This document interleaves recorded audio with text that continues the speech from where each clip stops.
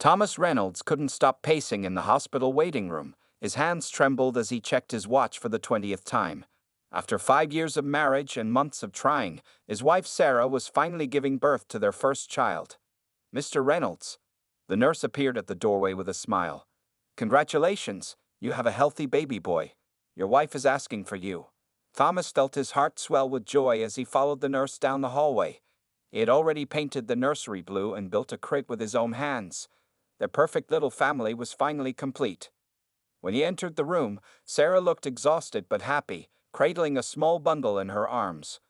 Thomas approached eagerly, ready to meet his son for the first time. "Isn't he beautiful?" Sarah whispered, turning the baby slightly so Thomas could see his face. Thomas froze. The smile vanished from his face as he stared at the infant.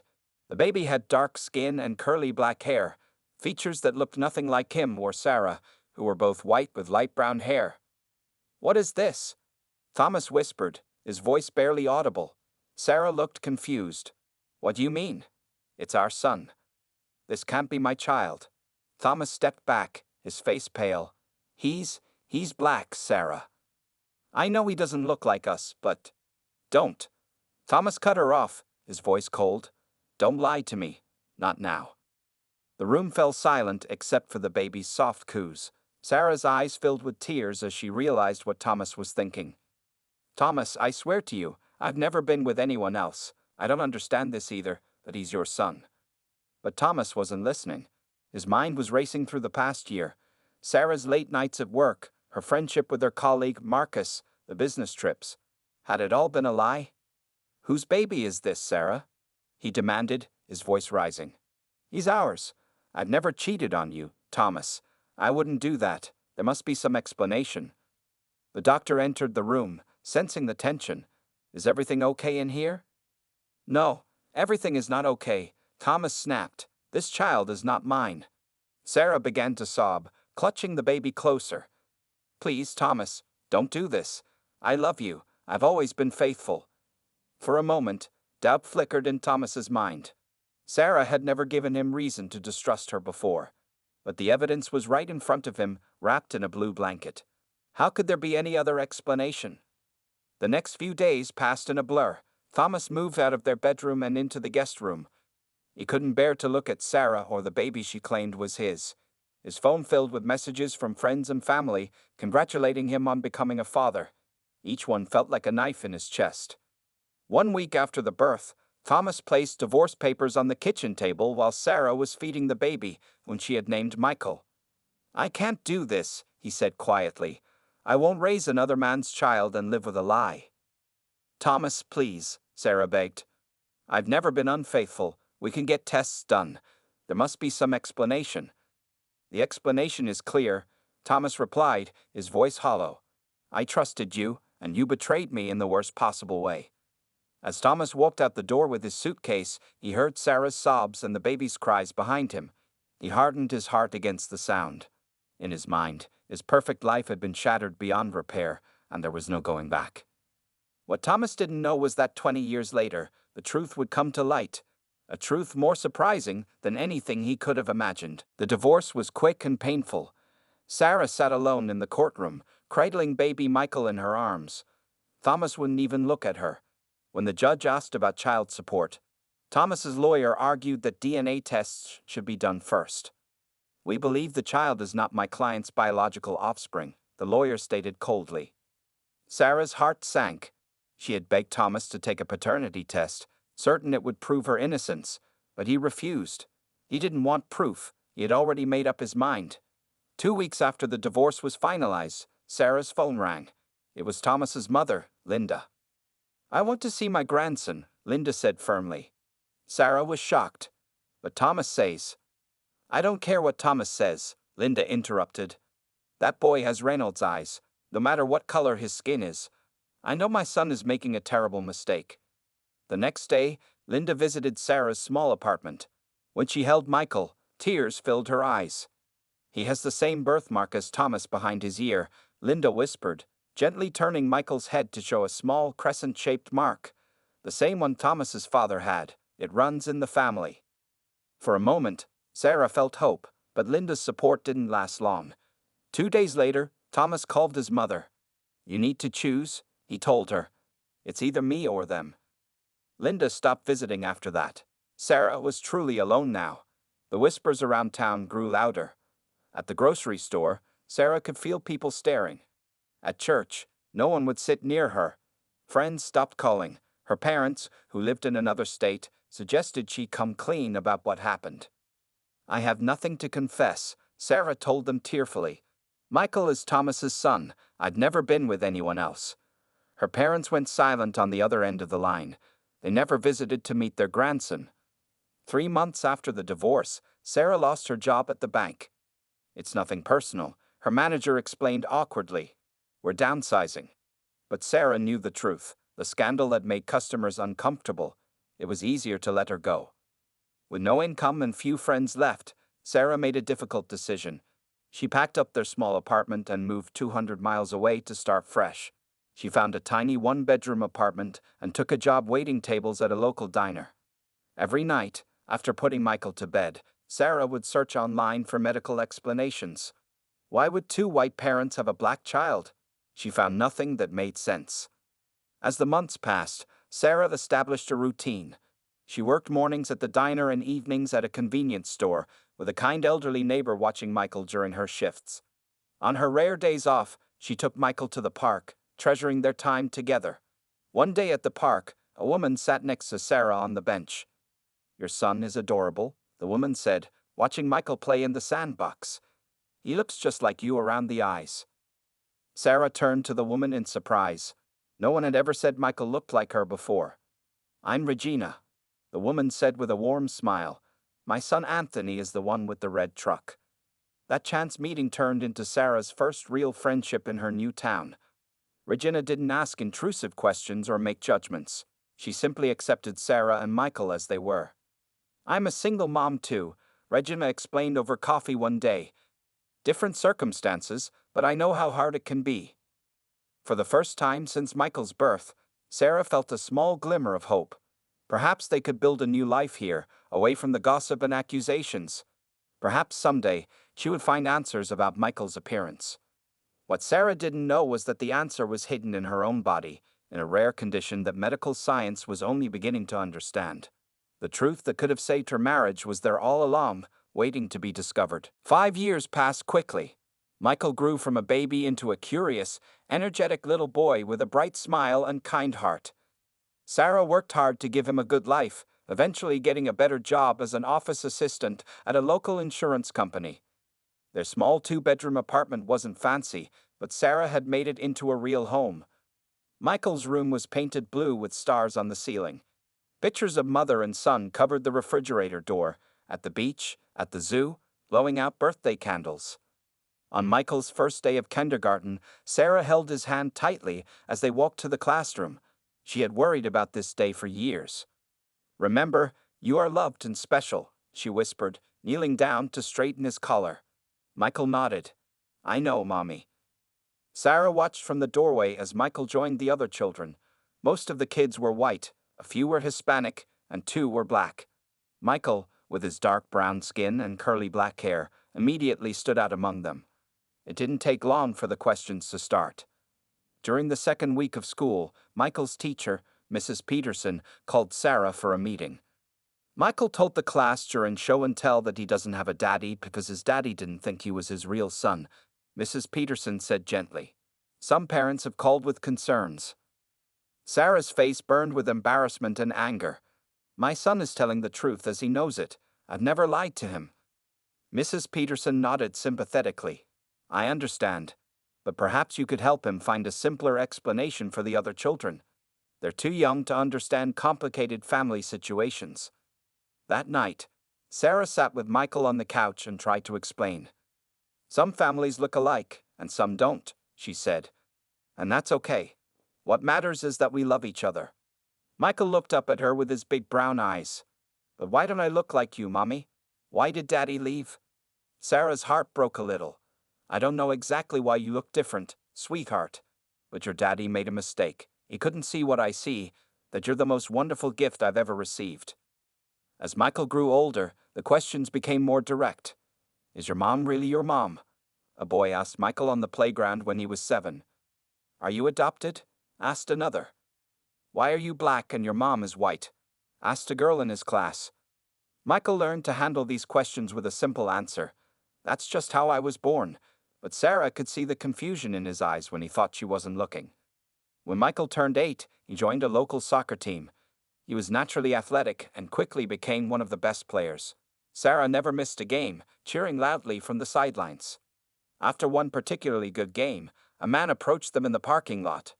Your son has real talent, he said with a smile. I coached the elite travel team, and we could use a player like him. Sarah thanked him politely, but explained they couldn't afford travel team fees. As they walked to the car, Michael asked quietly, Was that man my real dad? Sarah stopped walking. What? No, honey. Why would you think that? Michael shrugged. He looks more like me than you do. That night, after Michael went to bed, Sarah cried for the first time in years. She had done everything she could to give Michael a good life, but she couldn't answer the most important question he had. Why did he look so different? She had no family history of African ancestry that she knew of. No explanation made sense. The next day, Sarah called her doctor and scheduled appointments for both of them. We need some answers, she said firmly. Is there any kind of genetic test that could explain why my son looks the way he does? The doctor looked thoughtful. There are some possibilities we could explore. Medical science has advanced quite a bit in the last few years. Sarah felt a flutter of hope. After 8 years of living with questions, perhaps they would finally find some answers. Answers that might have saved her marriage, if only they had been available when Michael was born. The doctor visits began as simple consultations but soon turned into a medical mystery that fascinated the specialists at the regional hospital. Dr. Patel, a geneticist with kind eyes and a gentle manner, took a special interest in Michael's case. We'll start with basic genetic tests, Dr. Patel explained to Sarah. These might give us some answers about Michael's appearance. Michael, now 9 years old, sat quietly in the examination room, swinging his legs as the doctor drew blood samples. He had grown used to being different, but the chance to understand why made him excited. Would the tests hurt? He asked nervously. Just a little pinch, Dr. Patel promised. You're being very brave.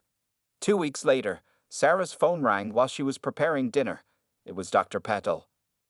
Mrs. Reynolds, I've received some preliminary results that are unusual, he said. Could you and Michael come in tomorrow? I'd like to run additional tests. Sarah felt a knot in her stomach. Is something wrong with Michael? No, Dr. Patel assured her. Your son is perfectly healthy. But I found something in his genetic makeup that might explain his appearance. It's quite remarkable, actually. The next day, Dr. Patel sat them down in his office. The walls were covered with colorful diagrams of DNA strands. Michael, Dr. Patel began, have you ever heard of something called chimerism? Michael shook his head. It's named after a creature from Greek mythology, the chimera, which had parts from different animals. Dr. Patel explained, showing Michael a picture from an old book. In humans, it means a person has 2 different sets of DNA in their body. Sarah leaned forward. How is that possible?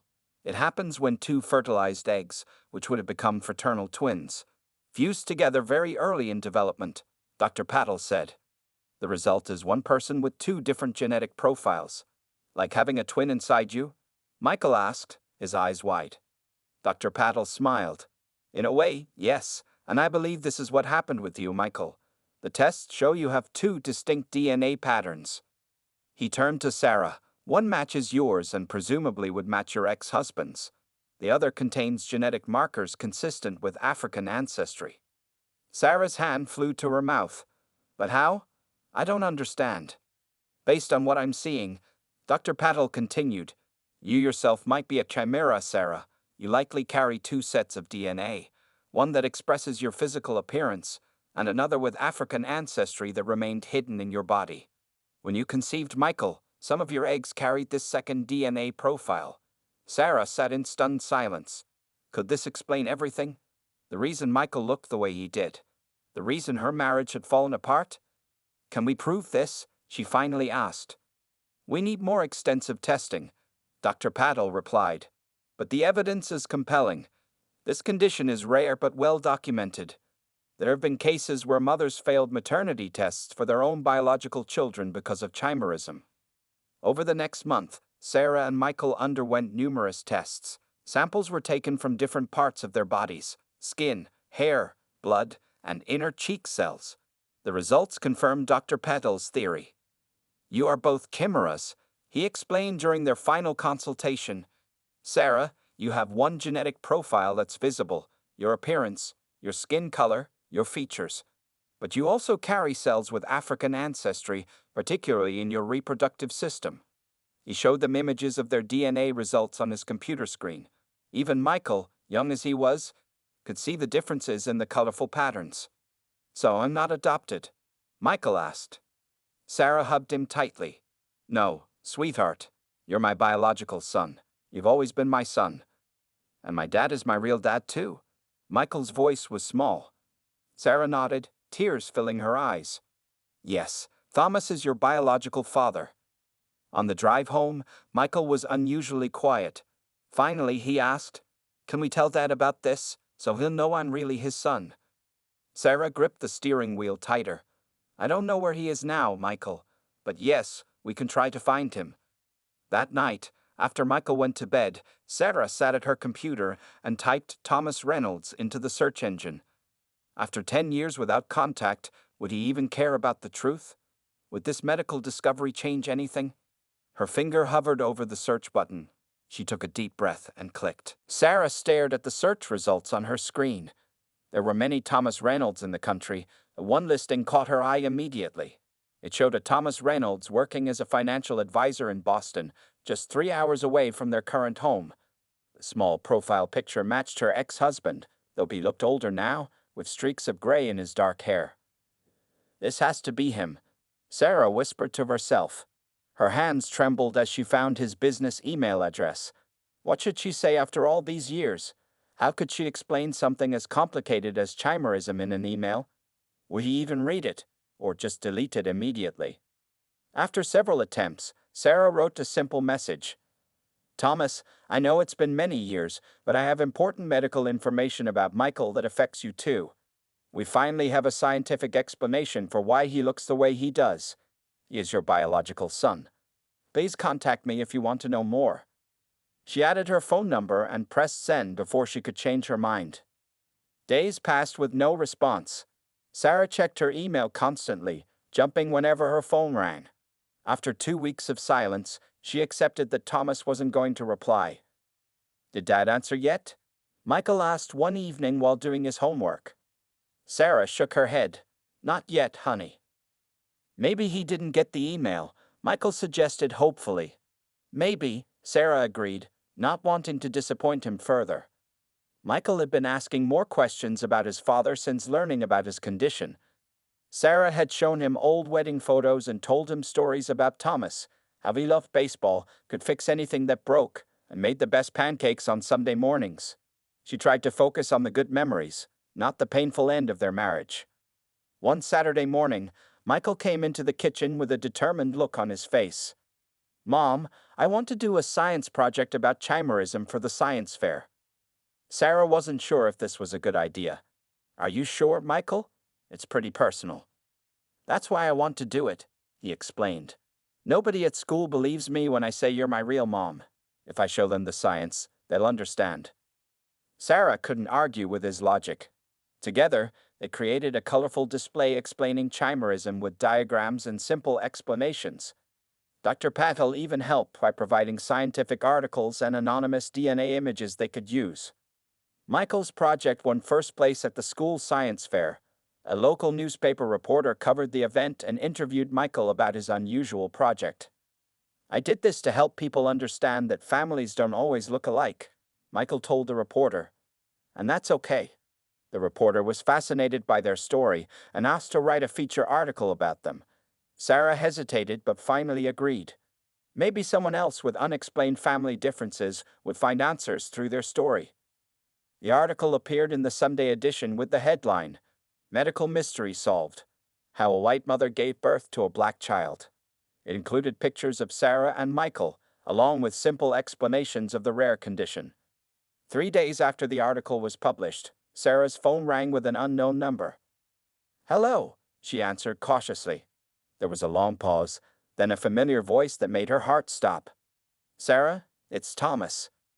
Sarah sank into a chair, her legs suddenly weak. Thomas, I didn't think you'd call. I saw the newspaper article, he said, his voice strained. A colleague had it on his desk. I couldn't believe it.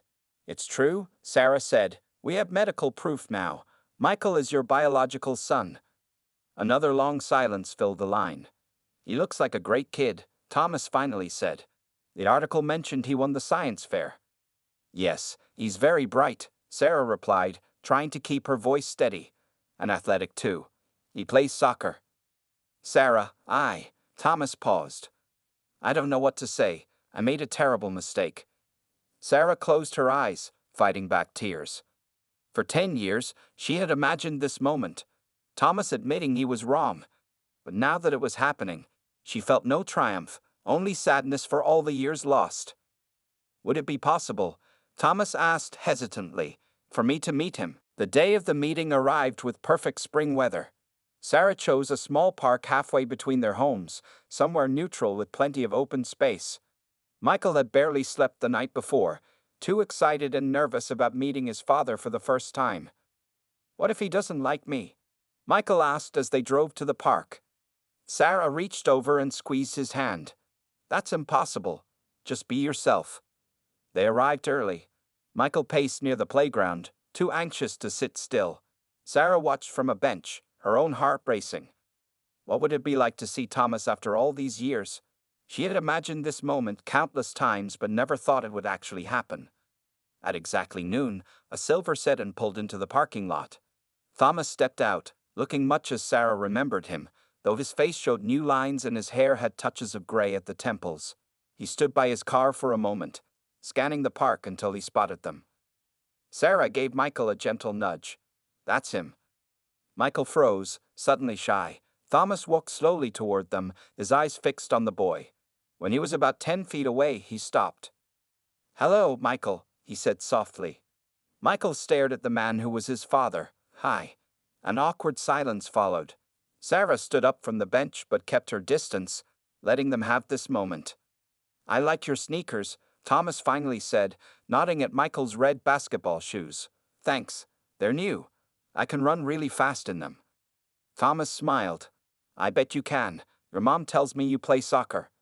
Michael nodded. I'm on the team at school. I play forward. I used to play soccer too, when I was about your age. The tension began to ease as they talked about sports. Thomas asked about school, and Michael eagerly told him about his science project. Sarah watched from a few steps away, amazed at how many of Thomas's gestures and expressions she could see in her son. After a while, Michael ran off to the playground, giving the adults a chance to talk. He's incredible, Sarah, Thomas said, his voice thick with emotion. You've done an amazing job with him. He makes it easy, she replied. He's a good kid. Thomas turned to face her directly. I am so sorry, for everything. For not believing you. For walking away. For missing 10 years of his life. Sarah had rehearsed what she would say to Thomas many times over the years. Sometimes in her imagination, she yelled at him.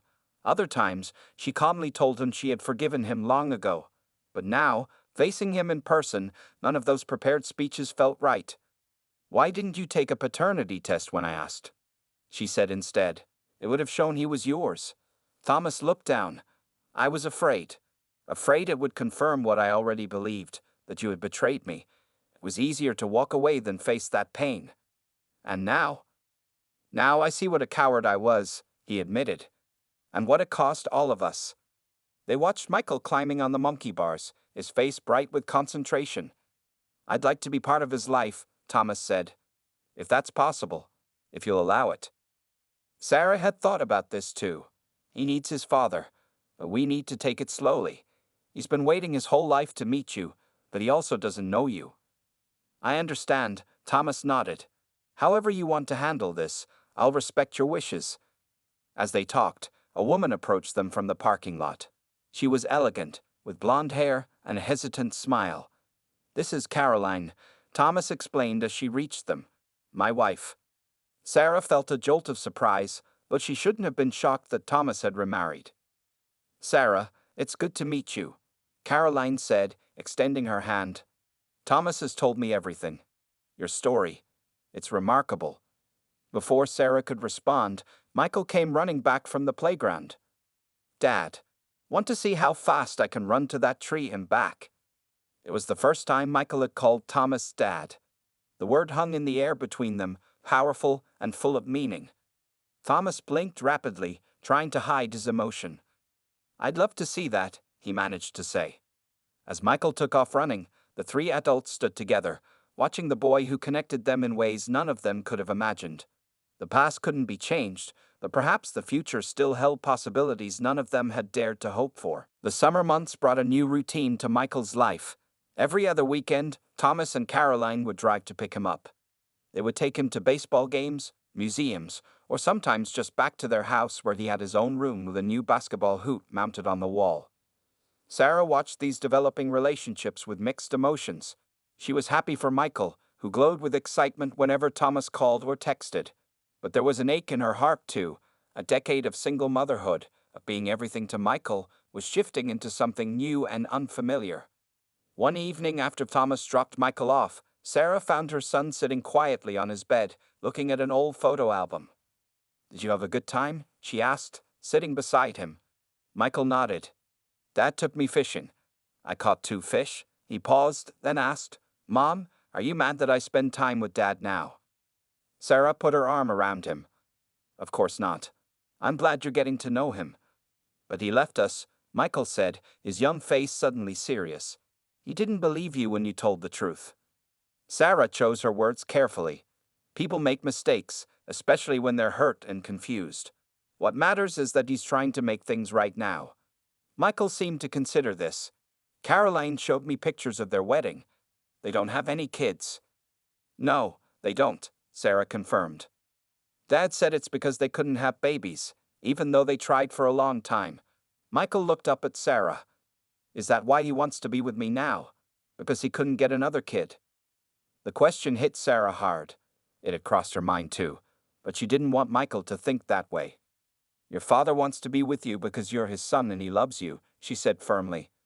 "Sometimes people don't realize what they have until it's gone." The next day, Sarah received an unexpected call from Caroline. "I hope you don't mind me calling," Caroline began. "Thomas doesn't know I'm doing this. I wanted to talk to you, woman to woman." Sarah agreed to meet her for coffee the following afternoon. They chose a small cafe in a shopping center, neutral territory for this strange conversation. Caroline was already there when Sarah arrived, sitting at a corner table with 2 steaming mugs. "I ordered you a latte," Caroline said. "Thomas mentioned it was your favorite." The fact that Thomas remembered such a detail after all these years surprised Sarah. "Thank you," she said, taking a seat. "What did you want to talk about?" Caroline took a deep breath.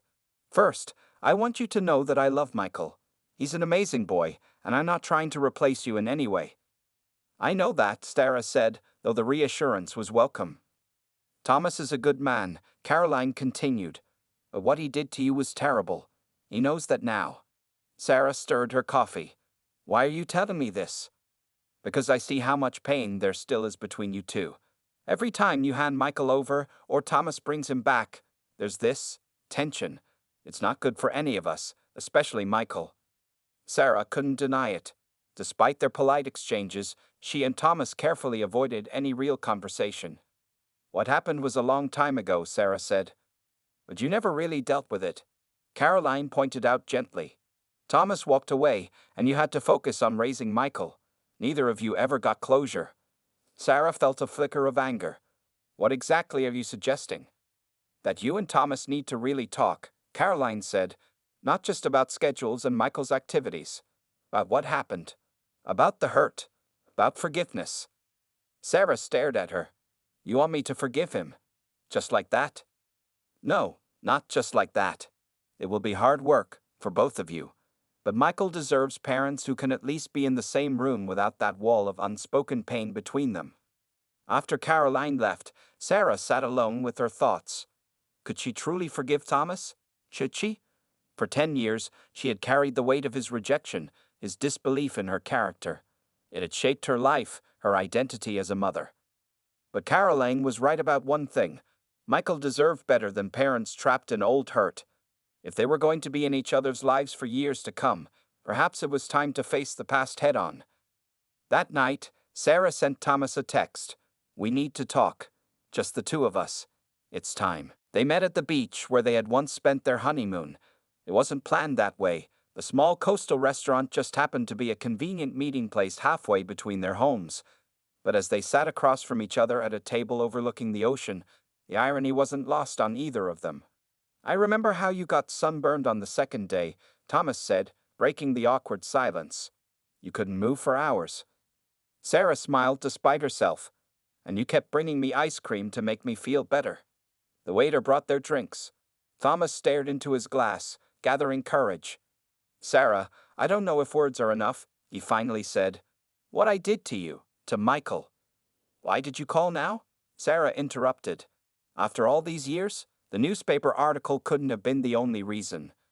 Thomas looked straight at her. "My mother died 3 months ago." "Linda, oh Thomas, I'm sorry." "Before she died, she told me something I couldn't understand at the time. She said, 'That boy has Reynolds eyes. You made a mistake.' I thought she was confused from the medication." He pulled out his wallet and removed a faded photograph. "This is my great-grandfather on my mother's side." Sarah took the photo. It showed a distinguished black man in an old-fashioned suit. "My mother's family never talked about him," Thomas explained. "It was their secret. When she was dying, she finally told me the truth, that her grandfather was a black man who married her white grandmother in the 1920s. They moved north and he passed as Italian to avoid discrimination." Sarah stared at the photo. "That means?" "Yes, I carry African ancestry too, just like you." When I saw the article about chimerism, everything started to make sense. Michael's appearance might have come from both of us. The realization struck Sarah like a physical blow. All these years, she had carried the burden alone. The gossip, the judgment, the questions. But Thomas had been part of the equation all along. "Did you get tested?" she asked. Thomas nodded. "Last month. I'm not a chimera like you and Michael, but I do have African ancestry, about 15% according to the test." Sarah felt tears forming.